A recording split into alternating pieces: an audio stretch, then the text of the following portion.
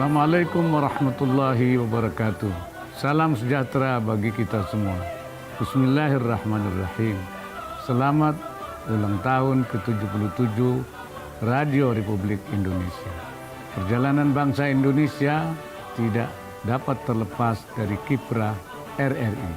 RRI telah mengikuti dan menyiarkan berbagai momen penting sejarah bangsa. Sejak proklamasi kemerdekaan Republik Indonesia pada tahun 1945 hingga kini pada usia 77 tahun kemerdekaan Republik Indonesia. Selama 77 tahun pula, RRI telah menjadi mitra pemerintah dalam merawat ikatan kebangsaan, meningkatkan pengetahuan masyarakat, menangkal disinformasi dan hoax, serta mengawal keberhasilan program-program pembangunan melalui informasi dan konten yang disajikan. Di masa sekarang, tantangan pengelolaan dan penyajian informasi yang dihadapi RRI tidaklah ringan.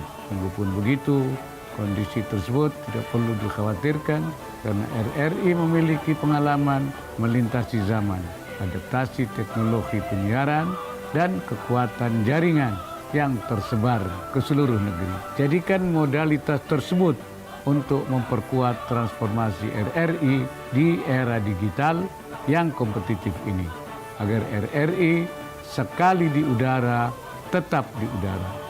Dirgahayu RRI, semoga Allah Subhanahu wa Ta'ala senantiasa memberikan inayahnya dan meridai segala upaya yang kita lakukan. Wallahul muwaffiq ila aqwamit thariq. Wassalamualaikum warahmatullahi wabarakatuh.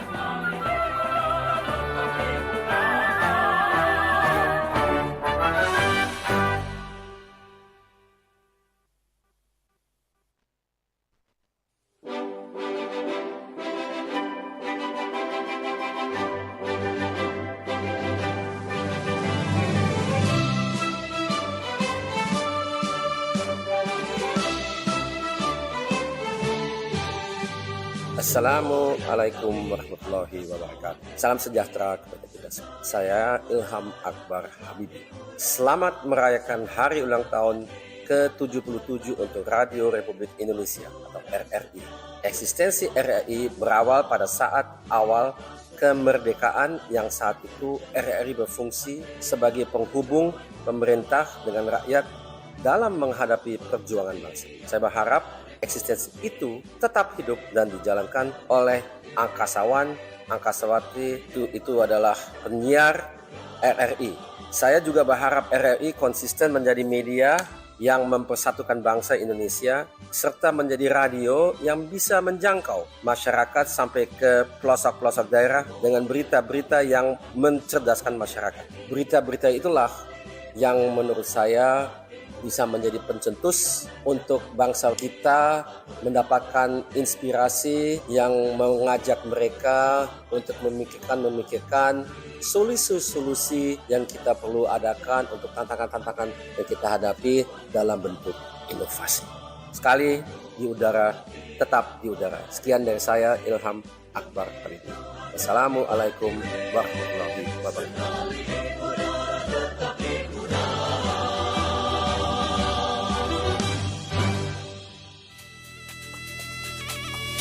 Pro 1 RRI Makassar, Kanal Inspirasi.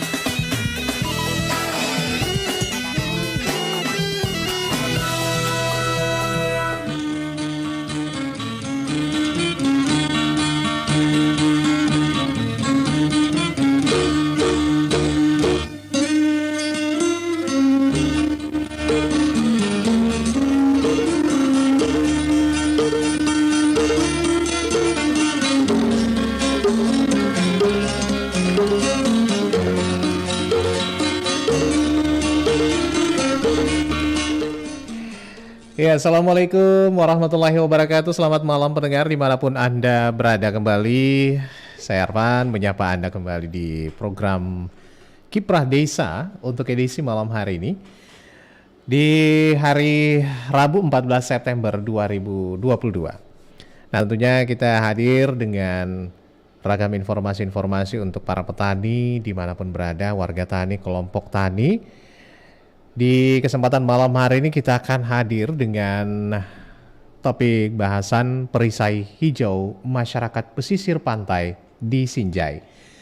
Dan tentunya saya tidak sendiri, saya bersama narasumber-narasumber kita di kesempatan malam hari ini dari UPT KPA Tangka ya. Ada Andi Rusdianti Eshut. Beliau adalah penyuluh Kehutanan Madya UPT KPH Tangka. Kemudian ada Ibu Erna SPMM, penyuluh Kehutanan Madya dari UPT KPH Tangka juga. Di kesempatan malam hari ini akan mengisi ruang dengar Anda. Saya menyapa beliau-beliau dulu nih. Assalamualaikum warahmatullahi wabarakatuh. Waalaikumsalam warahmatullahi wabarakatuh. Iya, apa kabar ini ibu-ibu narasumber saya nih? Alhamdulillah. Alhamdulillah, sehat ya. Sehat. Baik. Baik, jelas nih suara saya kedengaran nggak? Aduh. Ya, kedengaran. Oke, baik. Saya bersama dengan Ibu Andi Rusdianti Eshut dan juga Ibu Erna SPMM ya. Ya, betul. Betul. Baik. Saya agak kecil suaranya di sini kedengarannya. Baik. Oke, kita berbicara malam hari ini soal perisai hijau masyarakat pesisir pantai di Sinjai ya. Nah, mungkin sebelum kita dengarkan ini penjelasannya dengan narasumber kita malam ini, pendengar, saya undang Anda juga nanti bisa bergabung di kolom komentar di program Kiprah Desa malam hari ini melalui YouTube kami di RRI Makassar, kemudian di fanpage Facebook kami di Pro1 RRI Makassar. Cantumkan di sana pertanyaan Anda atau komentar Anda, nanti saya akan bacakan. Atau juga di WhatsApp di 082133339440. Baik, terkait perisai hijau masyarakat pesisir di Kabupaten Sinjai, saya ke narasumber kita dulu. Ada mungkin yang bisa menjelaskan nih ya, sebenarnya apa sih yang dimaksud ini dengan judul perisai hijau masyarakat pesisir di Kabupaten Sinjai. Silakan, siapa yang bisa menjelaskan dulu nih terlebih dahulu, Ibu. Baik, Assalamualaikum warahmatullahi wabarakatuh. Waalaikumsalam warahmatullahi Selamat malam pendengar setia RRI dalam acara Kiprah Desa. Senang sekali kami pada hari ini mendapatkan kesempatan untuk berbagi dengan pendengar setia RRI di radio RRI dalam acara Kiprah Desa. Pertama-tama, perkenalkan, nama saya Andi Rusdianti, penyuluh Kehutanan Madya UPT KPH Tangka di Dinas Kehutanan Provinsi Sulawesi Selatan. Dan malam hari ini juga bersama saya teman seprofesi saya, yaitu Ibu Saya Erna, penyuluh Kehutanan Madya, lingkup UPT KPH Tangka. Menjawab pertanyaan Bapak tadi mengenai perisai hijau, itu tentang uji materi kami pada hari ini, maka perlu kami sampaikan bahwa kata perisai hijau yang kami maksud ini adalah berarti pelindung sekaligus pemberi manfaat bagi masyarakat yang berada di daerah pesisir pantai. Bagi masyarakat dan masyarakat di pesisir pantai ini sangat bergantung dengan adanya pelindung atau perisai hijau ini. Sebagai reminder atau pengingat bagi masyarakat akan pentingnya melestarikan hutan mangrove. Jadi di sini sebagai hutan mangrove atau hutan bakau sebagai perisai hijau bagi masyarakat pesisir. Sebelum saya masuk ke inti materi pada malam hari ini, saya ingin mengulas atau flashback dengan adanya kejadian bencana alam yang terjadi beberapa tahun yang lalu yang membuat masyarakat khususnya Kabupaten Sinjai yang terpukul dan akhirnya menyadari bahwa betapa pentingnya hutan mangrove sebagai perisai hijau atau pelindung bagi masyarakat di pesisir pantai di Kabupaten Sinjai. Jadi kejadian yang akan kami ceritakan ini yang pertama yaitu kejadian pada tahun 1955, beberapa tahun yang lalu, itu adanya kejadian terjadi abrasi pantai kurang lebih 15 meter. Dan ini mengancam perkampungan serta seluruh tambak yang ada di sepanjang pantai di wilayah Tongko-Tengke, Kabupaten Sinjai. Jadi kejadian ini terjadi di desa Tongke-Tongke di Kabupaten Sinjai, di mana gelombang pasang yang pada saat itu yang sangat tinggi hingga mencapai 30 sampai 40 cm. Bahkan abrasi laut ini sampai di kolong rumah-rumah penduduk di sekitar pesisir pantai. Akhirnya kondisi pemukiman masyarakat yang ada di pesisir pantai ini mengalami abrasi ini yang terancam setiap tahunnya terjadi abrasi. Terus yang kedua kejadian pada tahun 1991. Kejadian ini terjadi adanya tsunami di daerah Maumere. Jadi terjadinya itu di wilayah tetangga kita, yaitu di Maumere. Yang mana dampaknya tsunami ini yang dirasakan juga oleh masyarakat pesisir pantai, khususnya di Desa Pasik Maranu, Kecamatan Sinjai Timur. Jadi sama-sama berada di kecamatan yang tadi, juga Kecamatan Sinjai Timur. Nah, ini di desa yang lain di Desa Pasik Maranu. Kejadian tsunami ini menyebabkan sehingga naiknya air laut mengakibatkan kerugian material dan menyebabkan korban jiwa pada saat kejadian tersebut. Jadi ini ada dua kejadian ini yang sering terjadi pada bertahun-tahun lamanya dirasakan oleh masyarakat yang ada di sekitar pesisir pantai, khususnya di Kabupaten Sinjai.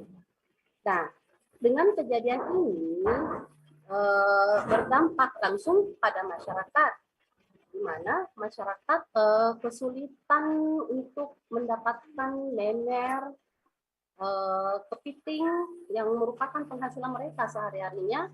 Terus di mana biaya dengan kejadian ini pula mereka mengeluarkan pengeluaran biaya yang cukup besar untuk memperbaiki rumah mereka yang mengalami tadi abrasi laut ini. Terus semakin di mana penghasilan para nelayan juga semakin berkurang dengan kondisi ini. Nah, dengan kondisi kejadian dua ini bertahun-tahun lamanya dilalami oleh masyarakat pesisir, akhirnya menggugah rasa kepedulian masyarakat untuk melakukan penanaman bakau. Jadi menggugah kepedulian masyarakat untuk melakukan penanaman bakau secara swadaya, di mana bakau ini sebagai perisai pelindung di daerah pesisir pantai Kabupaten Sinjai, dan menyampaikan sedikit bahwa luasan untuk hutan mangrove yang ada di Kabupaten Sinjai itu kurang lebih 1.157 hektar. Jadi luasan hutan mangrove, hutan bakau itu kurang lebih 1.157 hektar yang tersebar di 3 kecamatan, yaitu Kecamatan Sinjai Timur, Kecamatan Teluk Limpoe, Kecamatan Sinjai Utara. Jadi menyebar di ketiga kecamatan. Dan hutan bakau ini di Kabupaten Sinjai juga memiliki jenis bakau yang beraneka ragam. Jadi ada beberapa jenis bakau yang ada di hutan bakau di Kabupaten Sinjai. Contohnya yaitu Rhizopora macronata, Rhizopora stylosa, Rhizopora apiculata, Bruguiera gymnorrhiza, terus Phoneraceae alba, Phylocarpus granatum, Avicennia marina, Avicennia alba, Seriotagal. Jadi itu adalah jenis-jenis tanaman yang berada di hutan bakau di Kabupaten Sinjai. Jadi pemirsa di rumah perlu diketahui juga bahwa di Kabupaten Sinjai itu merupakan salah satu tanaman hutan bakau sejati atau tanaman hutan bakau utama yang merupakan jenis yang paling penting untuk wilayah pesisir. Karena jenis tanaman tersebut tumbuh pada wilayah pasang surut sehingga mencegah kerusakan langsung.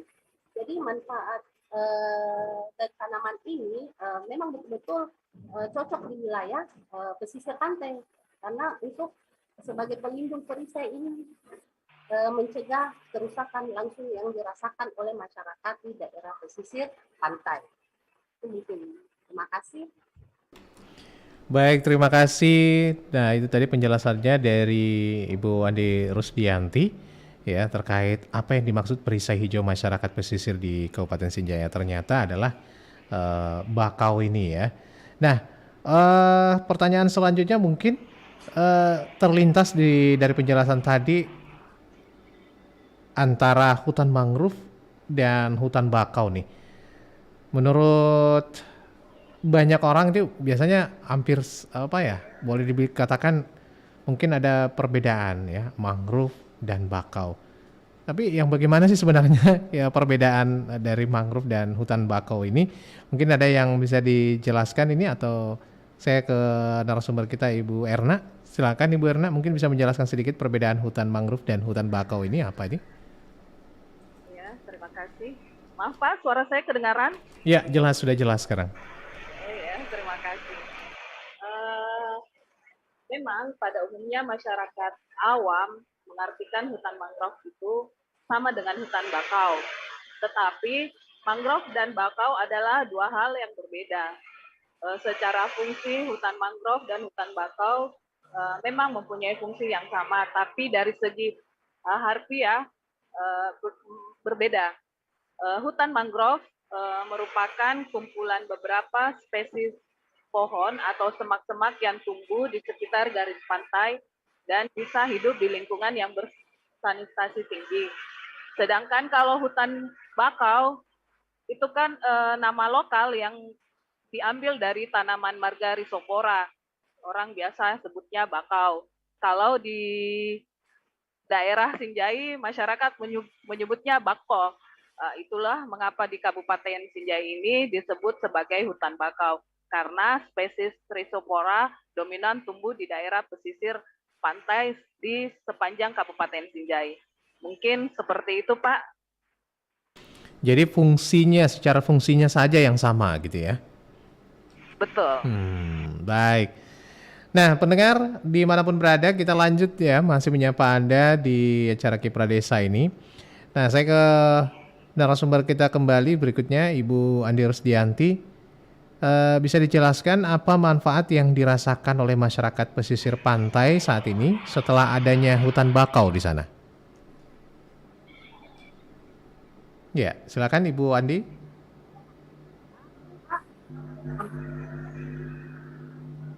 Banyak manfaat. Manfaat yang mungkin dirasakan masyarakat pesisir pantai sekarang saat adanya hutan bakau ini? Yaitu masyarakat yang berada di daerah pesisir bebas dari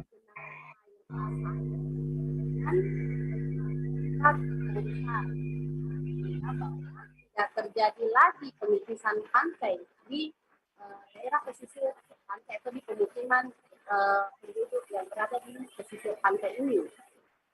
Terus yang kedua dari segi ekonomi,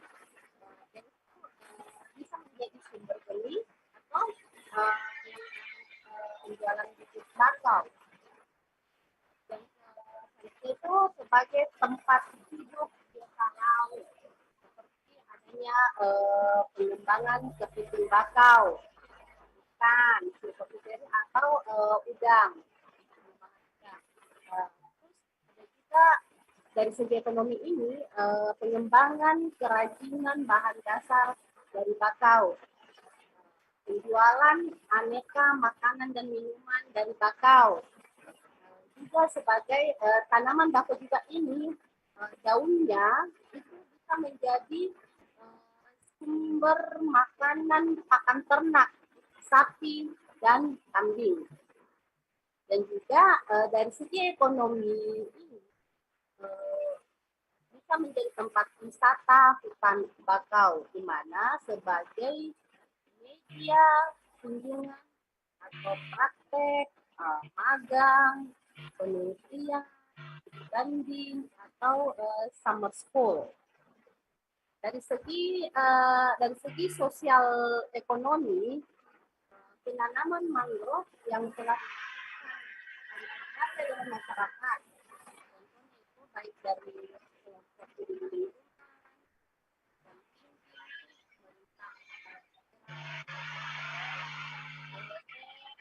swasta dan instansi pemerintahan yang lainnya. Kemudian dari wisata mangrove juga bisa sebagai tempat pembelajaran bagi wisatawan yang ada di tempat objek wisata, khususnya di Bakau ini, di mana mereka diperkenalkan dan pendidikan mengenai bagaimana peran penting hutan bakau sebagai perisai hijau atau sebagai wilayah konservasi, dan mereka diberikan gambaran bagaimana pemberian sanksi bagi masyarakat yang melakukan bakau itu yang diberikan kepada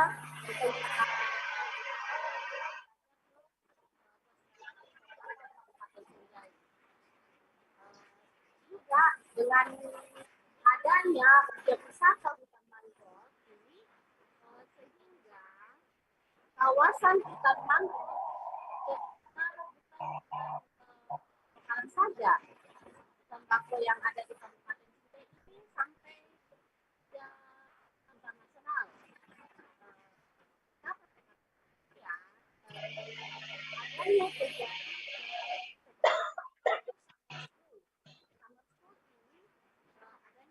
pembelajaran oleh mahasiswa Jepang dari Universitas Kobe, yang mana yang melakukan pembelajaran mengenai mangrove sebagai perisai hijau di Kabupaten Sinjai.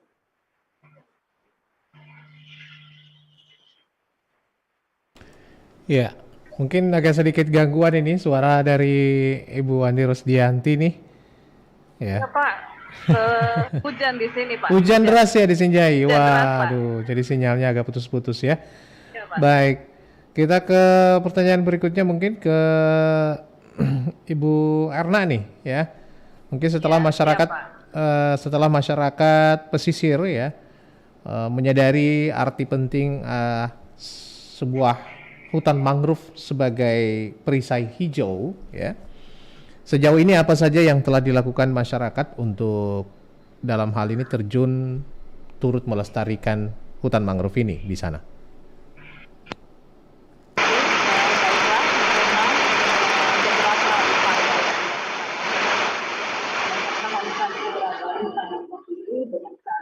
Selalu melakukan penanaman bakau baik secara swadaya ataupun elemen masyarakat lain.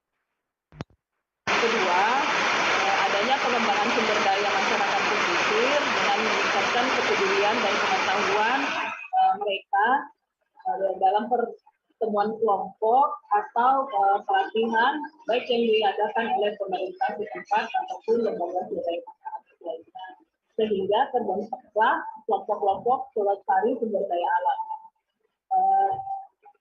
Terus adanya kegiatan rehabilitasi hutan dan lahan baik secara swadaya maupun program pemerintah.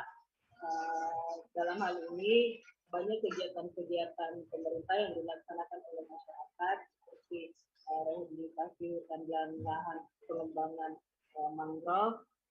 Itulah kegiatan-kegiatan yang terus dilaksanakan oleh masyarakat untuk mempertahankan keberadaan mangrove itu sendiri. Seperti itu. Baik, kemudian bentuk-bentuk dukungan ataupun mungkin kolaborasi ya antara pemerintah dan masyarakat ya dalam pengembangan hutan mangrove ini yang sudah dirasakan oleh masyarakat sekitar pesisir pantai ini, seperti apa kira-kira bentuk kolaborasi yang sudah dilakukan? Baik, untuk kolaborasi antara pemerintah dengan masyarakat pesisir pantai dapat dilihat dari adanya kolaborasi antara Kementerian Lingkungan Hidup dan Kehutanan dengan kelompok yaitu KPSDA ACI dalam kegiatan konservasi hutan, pen rehabilitasi mangrove, dan terbentuknya Wanawiyata Widya Karya. Terus kolaborasi antara Kementerian Perikanan dan Kelautan PPKE dengan dibangunnya Pusat Restorasi dan Pembelajaran Mangrove. Kolaborasi dengan Kementerian Pariwisata dengan terbentuknya Pokdarwis dan dibangunnya objek wisata hutan mangrove. Tongke-tongke inilah yang menjadi ikon pariwisata mangrove di Kabupaten Sinjai. Jadi cukup banyak kolaborasi yang melahirkan ikon wisata terakhir ini tadi ya, tongke-tongke. Betul. Nah, dengan 3 kementerian. Dengan 3 kementerian ini bahkan, waduh luar biasa. Betul.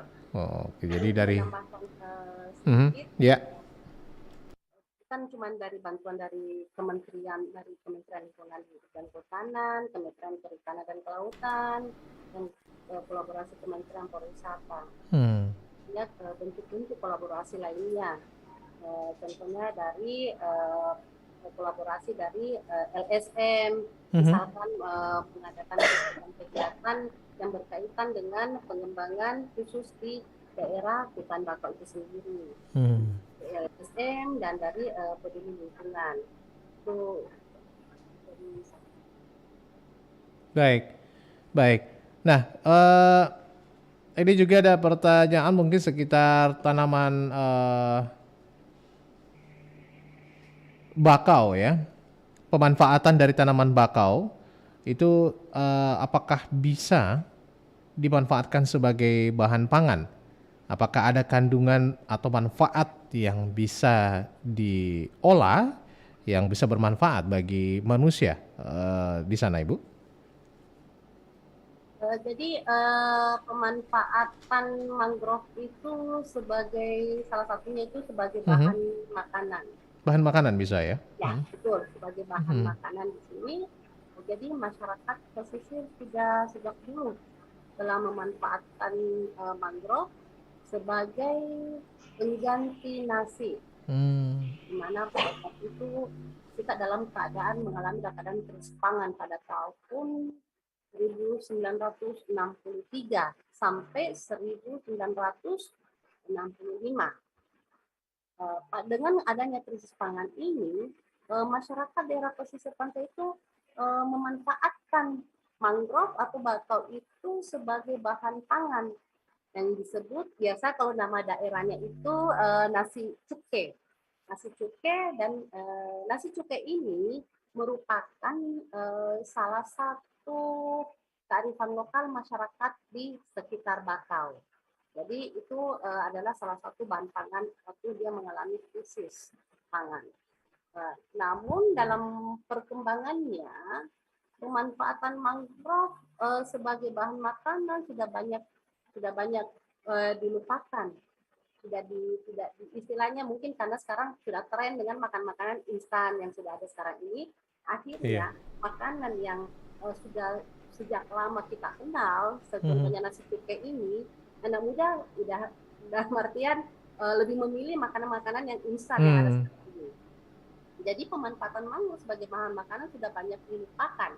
Dan hanya beberapa daerah saja yang masih melakukan pengembangan bahan pangan makanan mangrove ini.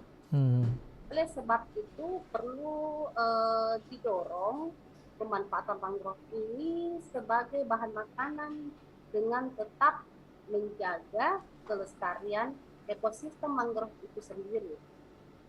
Peranan ekosistem mangrove di dalam kelestarian ekosistem sangat penting di daerah pesisir pantai, khususnya di Kabupaten Sinjai. Terus mungkin Ibu Anda bisa Penjelaskan ya. Ya, ya, saya tambahkan sedikit. Pengelolaan mangrove sebagai bahan pengganti makanan, ada beberapa jenis yang sudah dikelola oleh masyarakat pesisir dengan varietas Soneraceae, api-api, Avicennia, Burgeria dengan bakau. Jadi makanan ini, buah ini diolah menjadi bahan makanan, selanjutnya akan dibuat dalam bentuk misalnya puding, kerupuk, bolu, dodol atau minuman. Dan ternyata buah mangrove ini mengandung zat gizi yang tinggi yang bermanfaat untuk tubuh. Dari berbagai sumber disebutkan bahwa nilai gizi yang terkandung dalam buah mangrove adalah karbohidrat, energi, lemak, protein, dan air. Jadi buah mangrove ini sangat bagus ya untuk tubuh kita untuk dikonsumsi, seperti itu Pak. Baik, jadi ternyata makanan ini sudah ada sejak dari nenek moyang kita dulu gitu ya, dan ini Betul, perlu dimanfaatkan dan betul. dilestarikan lagi. Resep dulu Pak. Ya. Oke. Nah, tidak terasa nih kebersamaan kita di penghujung lagi. Saya mau berikan kesempatan kepada Ibu Andi Rusdianti nih terlebih dahulu. Mungkin ada closing statement-nya ataupun pesan-pesannya nih kepada masyarakat, khususnya yang bisa memanfaatkan perisai hijau ini yang penuh manfaat ini di pesisir pantai di kesempatan kali ini. Saya berikan kesempatan dulu kepada Ibu Rusdianti. habis sedikit kurang jauh. Ya mungkin sebagai kesimpulan atau pesan ini kepada seluruh masyarakat tani dimanapun berada, bukan hanya yang di Sinjai saja, tapi di seluruh Sulawesi Selatan, terkait pemanfaatan perisai hijau di pesisir pantai Sinjai ini seperti apa? Jadi kesimpulan ini yaitu ada salah satu usaha dari, kita lihat dari kejadian-kejadian tadi, kejadian yang dialami oleh masyarakat yang ada di pesisir pantai, itu saya menyampaikan kepada masyarakat agar tidak putus asa, tidak merasa bahwa pada saat mengalami suatu cobaan atau bencana itu kita tidak boleh putus asa sampai di situ saja, tapi kita melihat bagaimana perjuangan mereka yang setiap tahun dari waktu ke waktu mengalami kerusakan, mengalami bencana, tapi mereka tidak surut untuk melakukan hal-hal yang lebih baik untuk mereka nikmati bersama juga, dampak yang dirasakan juga untuk mereka juga. Contohnya mereka tidak berhenti untuk tetap menjaga kelestarian hutan bakau itu dengan cara bagaimana setiap momennya itu dia tetap melakukan penanaman bakau secara swadaya. Jadi dari hampir setiap hari mereka menanam bakau secara swadaya tanpa melihat adanya menunggu bantuan-bantuan yang ada dari baik dari pemerintah, dari LSM, dari manapun juga. Nah itu yang kami lihat dari masyarakat yang di daerah pesisir pantai, khususnya di daerah Kabupaten Sinjai. Baik, kalau Ibu Erna ada yang ingin disampaikan? Ya, mengutip dari Al-Quran ayat surah Al-An'am ayat 99, berdasarkan ayat tersebut kami berpesan bahwa apapun yang kita lakukan, jika dilakukan dengan sungguh-sungguh, pasti akan memberikan hasil dan dampak yang positif bagi kehidupan di muka bumi ini. Kondisi hutan mangrove di Sinjai yang dirintis secara swadaya oleh salah satu orang tua kita, Haji Tayyep, penerima Kalpataru, tersebut memberikan dampak yang begitu besar bagi kehidupan masyarakat pesisir Kabupaten Sinjai. Sehingga hal tersebut membuat Kabupaten Sinjai dikenal dengan mangrove-nya. Dari kejadian tersebut membuat kami semakin yakin dan ingin mengajak kepada para pendengar, terutama masyarakat di sekitar pesisir pantai untuk tetap menjaga kelestarian hutan mangrove sebagai perisai hijau untuk kita wariskan kepada anak cucu kita sebagai wujud rasa syukur atas karunia Allah Subhanahu wa taala dan masa depan yang lebih cerah bagi anak cucu kita. Amin. Baik. Terima kasih. Terima kasih. Ada Ibu Andi Rusdianti Esud dan Terima Ibu kasih, Erna SPMM, penyuluh Terima Kehutanan kasih. Madya, UPT KPH Tangka, Dinas Kehutanan Provinsi Sulawesi Selatan sudah bersama kita dalam Kiprah Desa mengantarkan perisai hijau masyarakat pesisir di Kabupaten Sinjai. Gambaran bagaimana pemanfaatan hutan mangrove atau hutan bakau ini oleh masyarakat dan juga seluruh elemen yang berkolaborasi menghasilkan sesuatu yang bermanfaat bagi masyarakat dan kesejahteraan masyarakat. Terus maju, terus para penyuluh. Terima kasih. Mudah-mudahan tetap Terima kasih. semangat terus ya. Dan di lain kesempatan Iya. kita bisa bersama lagi. Saya Arfan Yusri mengucapkan terima kasih atas kebersamaan kita. Sampai jumpa. Assalamualaikum warahmatullahi wabarakatuh. Waalaikumsalam warahmatullahi wabarakatuh.